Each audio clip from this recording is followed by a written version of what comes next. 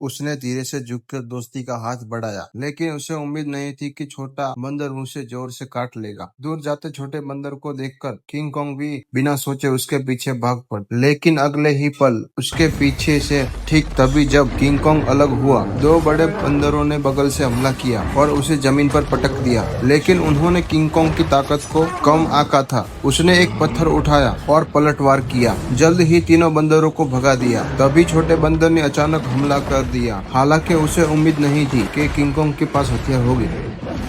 एक युवा बंदर ने पीछे से हमला किया, लेकिन अचानक लुढ़कते हुए चट्टान से नीचे गिर पड़ा। सौभाग्य से किंग कॉन्ग ने उसका हाथ पकड़ लिया। आखिरकार अपने ही कबीले के किसी के मिलने पर किंग कॉन्ग उसे मरने नहीं दे सका और उसे बचा लिया। लेकिन उसे उम्मीद नहीं थी कि वो बंदर उसे विश्वासघात करेगा। किंग कॉन्ग अब दयालु नहीं रहा और उसने उस बंदर को एक लात मारकर चट्टान से नीचे गिरा दिया। सतर्क चतुर चोटी ने देखा स्थिति बहुत खराब है, तुरंत भागा, पर किंग कॉन्ग ने उसे पकड़ लिया और एक बड़ा पत्थर फेंका। वो बंदर मजबूत था, भाग निकला। लड़ाई के बाद किंग कॉन्ग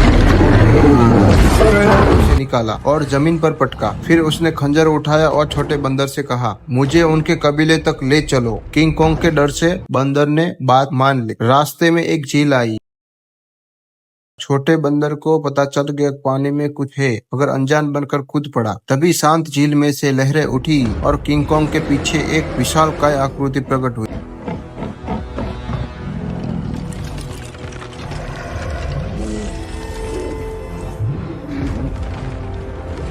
बंदर भागा पर किंग कॉन्ग उसके सामने आ गया, साथ में विशाल सांप। दरअसल किंग कॉन्ग जानता था झील में राक्षस है, वह बस उसे खाना चाहता था। फिर दोनों पहाड़ की चोटी पर पहुंचे। किंग कॉन्ग ने छोटे बंदर को नहीं डांटा, बल्कि अपना आधा खाना दिया।